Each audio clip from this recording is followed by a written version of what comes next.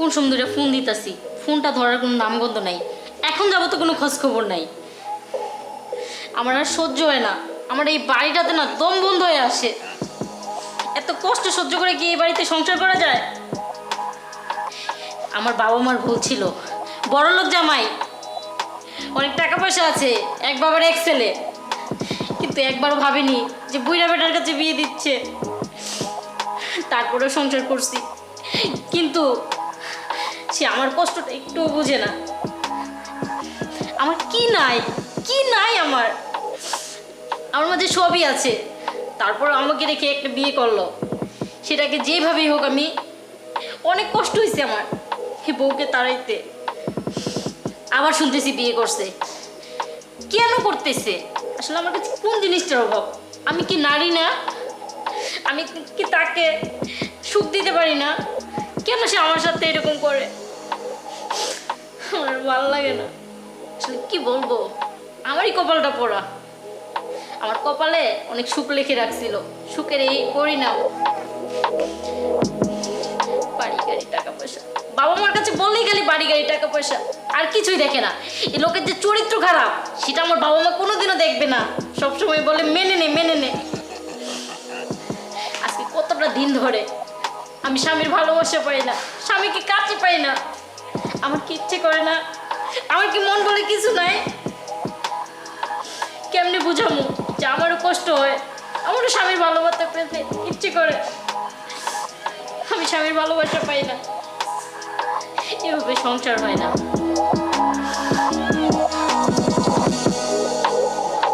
আমি কাঁদতেছি কেন? আমি কাঁদবো না তো। সে যদি বিয়ে করতে পারে একের পর এক, আমি কেন পারি না? আমি কাঁদবো না, আমি একদমই কাঁদবো না। সে যেরকম করতেছে আমাকেও সেরকম করতে হবে, নাহলে তাকে আমি কিছুতেই লাইনে আনতে পারবো, কিছুতেই লাইনে আনতে পারবো। তাকে ভালো করার সুযোগ একটাই, সে যেভাবে আমার সাথে করবে আমি এরকম করবো। আচ্ছা, বুঝতে পারছি আমি কি করলে তাকে লাইনে আনতে পারবো। আজকে আসুক বাড়িতে, আজকে আমিও দেখাবো যে আমি নারী, আমিও সব পারি। আমি শুধু একা যন্ত্রণা ভোগ করবো না, আজকে বুঝাবো যে একটা নারী তার স্বামীর ভালোবাসা পেলে কতটুকু সে সুখী হতে পারে, আর ভালোবাসা ছাড়া সে কতটুকু খারাপ রাস্তায় যেতে পারে। আজকে আমি বুঝিয়ে দেবো, বুঝিয়ে দেবো। যে আমি ঘরে যাই, দেখিও কতক্ষণে আসে, আর বাদ বাকিটা আমি ঘরে গিয়ে বসতেছি।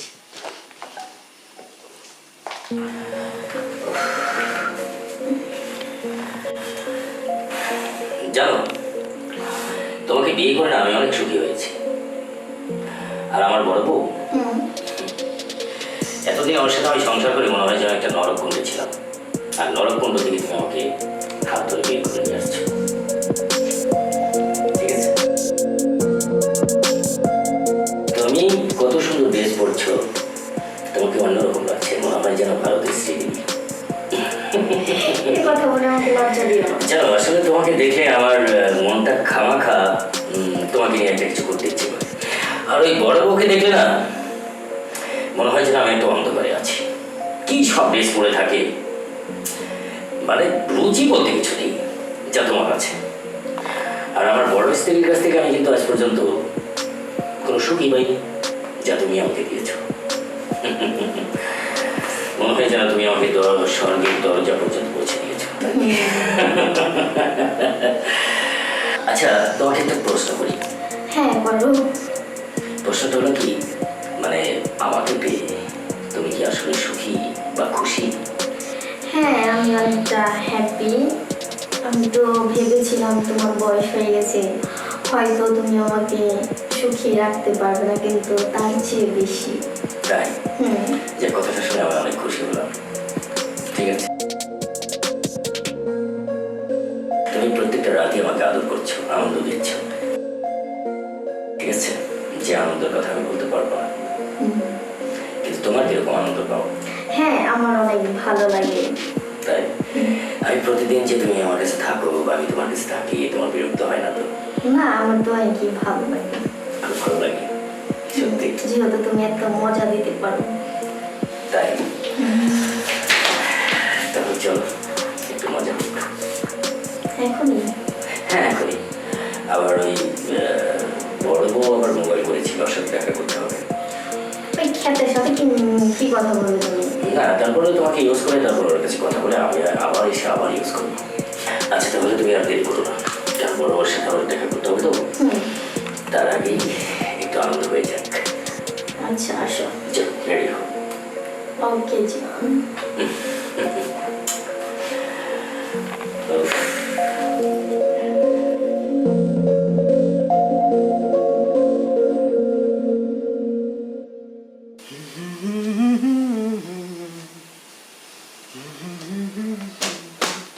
বাবার কি মজা রে। আপা মানে কি হয়েছে, এরকম ভাবে দেখা যাচ্ছে আপনাকে? কিছু হয়নি, তোর সাথে আমার কথা আছে। আমার রুমে চলতো। কথা? হ্যাঁ কথা। কেন ম্যাডাম, এখানেই বলেন। আমি বলছি আমার রুমে যাইতে, তোর সাথে আমার কথা আছে, খুব জরুরি কথা আছে। চল রুমে চল, এদিকে আয়, তাড়াতাড়ি ওঠ। আচ্ছা আচ্ছা ঠিক আছে। আরে আয় আগে, তাড়াতাড়ি আয়। আসো, কি হয়েছে? বসো এখানে। আরে এইখানে বসো, তোমার সাথে আমার কথা আছে। কথা? হ্যাঁ কথা। ম্যাডাম কি এমন কথা যার জন্য আপনার বেডরুম পর্যন্ত আসতে হইলো আমার? বলেন তো। কেন আমার বেডরুমে আসা যায় না? আচ্ছা বলো তো, আমার মাঝে কি নাই? কি নাই আমার মাঝে? সবই তো আছে। তাহলে আমি কিসের জন্য ডাকতে পারি, এটা বুঝে নিতে পারবো? আপনারা দেখলে তো যে কোনো পুরুষ টাসকি খেয়ে পড়েছে ওরা। আচ্ছা পইরা গেলে তুমি কেন পড়ো না? আমার বাড়িতে এতদিন ধরে কাজ করতেছো, আর তুমি জানো তোমার সাহেব কি সব নোংরামি করে বেড়াইতেছে। আচ্ছা আমার কি ইচ্ছে হয় না? তুমি কি আমার ইচ্ছেটাকে দূর করতে পারো না? ম্যাডাম আপনি কি কইতাছেন? আপনার বাড়িতে আমি সামান্য চাকরের কাজ করে খাই, আপনি আমার মনে। আর আপনার যদি আমি চাকর বাদ দাও, মনিব বাদ দাও, আমি তোমাকে যে জন্য রাখছি। আজকে আমার মাথাটা পুরো একদম আইলে গেছে, আমি কোনো কিছু ভাইবা পাইতেছি না। আজকে মাথাটা কিন্তু ঠিক করবা তুমি। আমার দিকে তাকাও, আজকে মাথাটা কিন্তু তুমি ঠিক করবা। আজকে তুমি ছাড়া আমি কোনো কিছুই দেখতেছি না, খুব পাগল হয়ে যাচ্ছি। ম্যাডাম দেখেন, আবারও বলছি আমি সামান্য একটা চাকর হইয়া মনিবের দিকে চুপকে বাদ দাও তো, তোমার ডায়লগগুলো বাদ দাও। আমি যেটা বলতেছি সেটা শোনো। এ তোমাকে মাসে মাসে বেতন কে দেয়? আমি দিই। আমার কাছ থেকে বেতন নেও না? হ্যাঁ। আচ্ছা এই বাড়ির সব কাজের দায়িত্ব কিন্তু আমি তোমাকে দিচ্ছি। আমার দায়িত্বটাও আমি তোমাকেই দিলাম। তুমি কিভাবে পালন করবে সেটা তোমার ব্যাপার, আমি এত কিছু বুঝতে চাই না। তোমার সাহেবের জায়গায় মনে করো এখন আমি তোমাকে রাখছি, বাদ বাকিটা তোমার উপর আমি নির্ভর করলাম। যা করা তুমি করবা। আর আমি জানি না, আমার মাথা একদম ঘুরিয়ে গেছে। ম্যাডাম আপনি যাকে কইতাছেন আমার কিন্তু লজ্জা লজ্জা লাগতেছে না। আচ্ছা তুমি কি দেখি কি আমার পাগল মনে হচ্ছে? আমি কি পাগলামি করতেছি? আমি সিরিয়াসলি তোমাকে বলতেছি, এখানে তোমার হাসির কোনো কথা বলিনি। তুমি আমার ব্যাপারটা বুঝো। হ আমিও না অনেক কিছু কিছু দেখি জানেন, খালি মনে মনে ভাবি ম্যাডাম কি করে সহ্য করে এই যন্ত্রণাটা। আচ্ছা কিন্তু আমার কি বয়স শেষ হয়ে গেছে? না না না, আপনারা দেখলে তো মনে হয় তো 13 থেকে 14 বছর চলে আপনার। আপনি কোনো টেনশন করেন না, এখন থেকে প্রতিদিন সাহেব সময় না দিলেও এই আমি আছি না, আমি কাজ লোক সময় দিব। সত্যি বলতেছো? তুমি আমাকে সময় দিবা? আমি জানি তোমার সাহেব আমার কষ্ট না বুঝলেও তুমি বুঝবা, কারণ আমি একটা নারী। আমার রূপ যৌবন সব কিছুই এখনো আছে। কিছুই ফুরায় নাই, এখনো দিন যত যাইতাছে মধু দিক তত্তর করে ততই বাড়তাছে। বুঝতে পারছি তুমি আমার মনের দুঃখ বুঝবা। আচ্ছা যাই হোক, এত কথা বাদ দিই। আমি তোমাকে যেই কাজের জন্য ডাকছি, তুমি এতক্ষণে সব কিছু বুঝে গেছো। হ বুঝুম না, হাজার হইলো আমি তো একটা টস্টস একটা পুরুষ লোক।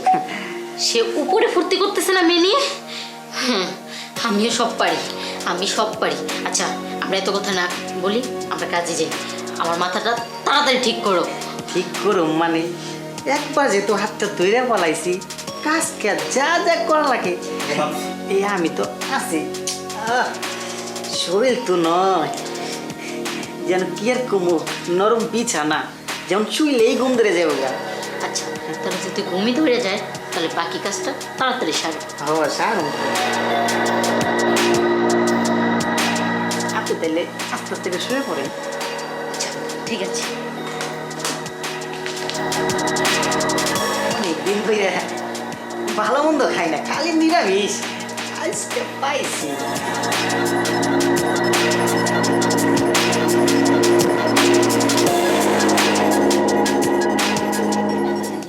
তুমি যে বুঝছো এটাই তো অনেক। সাহেব বুঝবো কই থেকে? কি হলো, বয়স কত? আর আপনার কচি বয়স পায়। তারপরে তো সে আমাকে বুঝে না, আরেকটা বিয়ে করে ভক্তি করতেছে। হৃদয়, তোর এত বড় সাহস, তুই আমার বাড়ির চাকর হয়ে তুই আমার স্ত্রীর সাথে অসামাজিক কাজ করতে তোর লজ্জা করলো না? তোর বিবেকে বাঁধলো না? সাহেব, ম্যাডাম বললো। কি ম্যাডাম বলছে? বাইরে যা, যা।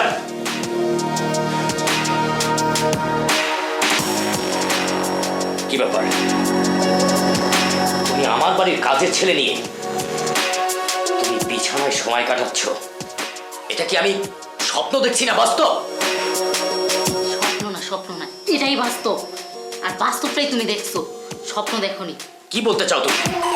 তুমি আমার একটা চাকরের সাথে বিছানায় এসে অসভ্যতা করেও তারপরও তুমি আমার সাথে শাসিয়ে কথা বলছো? কেন বলবো না? আমার বলার মতো মুখ আছে, তোমার শাসনের মতো মুখ নাই। বুঝতে পারছো? তুমি গলা নামিয়ে কথা বলো। আমি যা করছি একদমই ঠিক করছি। না, তুমি কখনোই ঠিক করোনি, কারণ সে আমার বাড়ির চাকর। চাকর হলেও সে একটা মানুষ, তোমার মতো ও মানুষ না।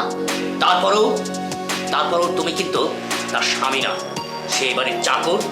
আর চাকরের সাথে তুমি একটা অবৈধ মেলামেশা করেছো, এটা সম্পূর্ণ অবৈধ। না, তুমি ঠিক করোনি। আমি ইচ্ছে করলে আমি তোমাকে এই মুহূর্তে ডিভোর্স করতে পারি। করে দাও না, কেন ঝুলিয়ে রাখছো? আমি তো থাকতে চাই না তোমার সংসারে, আমি তো চলে যেতে চাইছিলাম। আমি খালি আমার বাবা মার মুখের দিকে তাকিয়ে তোমার সংসার করি, তোমার মতো একটা কাপুরুষ সংসার করি। আমি কাপুরুষ? কাপুরুষ না তো কি? কি তুমি কি মানুষ? একের পর এক আমার জীবনটাকে তুমি ধ্বংস করে দিচ্ছ। একটা কোথা থেকে রাস্তায় মেয়েকে তুলিয়ে আনলাম বাড়িতে, বউ হিসেবে পরিচয় দিলাম। তাকে আমি অনেক কষ্ট করে এই বাড়ি থেকে দূর করলাম। তুমি আবার একটা বাজারের মেয়ে নিয়ে আসতো ঘরে বউ হিসাবে। দেখো, মুখ সামনে কথা বলো তুমি। সে আমার দ্বিতীয় স্ত্রী। সে তোমার স্ত্রী? তোমার কয়টা স্ত্রী লাগে? তাহলে তোমার যদি এই বয়সে একের পর এক স্ত্রী লাগে, আমার কি লাগে না? আমি 7-8টা বিয়ে করতে পারি। আর এই আইনের কথা ছাড়ো। আচ্ছা, তোমাকে একটা প্রশ্ন করি, আমার কথা ছোট্ট করে উত্তর দিবা? প্রশ্ন? হ্যাঁ, প্রশ্ন। তোমার কাছে আজকে আমি কিছু প্রশ্ন করব, উত্তর দিবা? কি হলো, চুপ করে আছো কেন? দেখি, বলো তোমার কি প্রশ্ন। আচ্ছা বলো তো, আমি যখন একটা কাজের ছেলেকে নিয়ে এই বিছানাটায় শুয়েছিলাম, তোমার বুকে কেমন লাগছিল বলো? আমার বুকে কেমন লাগছিল? আমার মনে হচ্ছিল ওই কাজের ছেলেটাকে আমি গুলি করে মেরে ফেলি। এই, আমারও তো খারাপ লাগে যখন কিনা তুমি আমাকে রেখে উপরে অন্য একটা মেয়েকে নিয়ে শুয়ে থাকো। আমার বুকে একটু কষ্ট লাগে না? তোমার জায়গায় আমাকে বসাও না, আমার কি কষ্ট লাগে না? লাগে। সে তোমার যতই বিয়ে করা বউ হোক না কেন, আমার কি মন বলে কিছু নাই? তুমি যে বলো আইনে তোমার 7-8টা বিয়ে, বিয়ের কথা বলতেছো? হ্যাঁ, বিয়ের কথা। আমার মনটাকে আমি কি বলে বুঝাবো? আইন দিয়ে বুঝাবো? এই আইন তোমার মন বুঝে না, আইন তোমার মন বুঝে না। আইন বুঝে কি জানো? আমার স্বামীকে কাছে পাইতে চায়, কিন্তু আজকে কতটা দিন ধরে আমি আমার স্বামীকে কাছে পাই না। কেন? আমার স্বামী, আমি চাই সব সময় আমার স্বামী আমার কাছে থাক, অন্য কারো কাছে না, কিন্তু সেই স্বামীকেই আমি কাছে পাই না। আমি দিনের দিন বলি না, রাতের রাত বলি না, এই রুমে শুয়ে শুয়ে কান্না করি। আমার কান্না শুধু আমার বিছানা আর আমার বালিশ জানে, তুমি কি জানবা?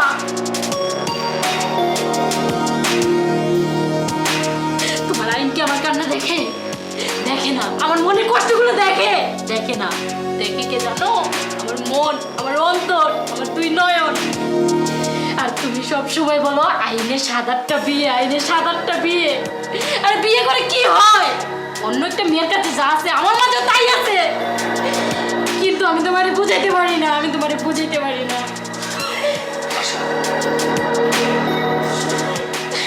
কথাটা ঠিকই বলেছো। কামিজকে একটা চাকর তোমার বিছানায় তোমার সাথে শুয়েছিল, আমার ইচ্ছে হয়েছিল ওকে গুলি করে মেরে ফেলি। কিন্তু হ্যাঁ, যদিও সে আমার বিয়ে করা স্ত্রী, তারপরেও তাকে নিয়ে যখন আমি সময় দিই সে মনে হয় আমারই মনে তোমার কষ্ট। কষ্ট না, আমি পারি তো ইচ্ছা করে নিজের জীবনটাকে নিজেই শেষ করে দেই, না আশা, কিন্তু আত্মহত্যা করা মহাপাপ, যার কারণে আমি আত্মহত্যা করি না। আমি তোমাকে অনেকবার সুযোগ দিছি ভালো হওয়ার, যে তুমি ভালো হবা, আমাকে একদিন হলো বুঝবা, কিন্তু না, তুমি যত দিন যাচ্ছে তত তুমি অন্য লাইনে চলে যাচ্ছ, অন্য লাইনে। না আশা, শোনো, আসলে আমার জিনিসটা ভুল হয়ে গেছে। আমি বুঝতে পারিনি যে আসলে অনুতপ্ত বেদনাটা কি। কারণ আমার স্ত্রীর কাছে অন্য একজন থাকলে যে কিরকম যন্ত্রণা, আর তোমার সঙ্গে অন্য একজনের কাছে থাকলে যে তোমার কিরকম যন্ত্রণা, সে অনুভূতি আমি বুঝতে পেরেছি আশা।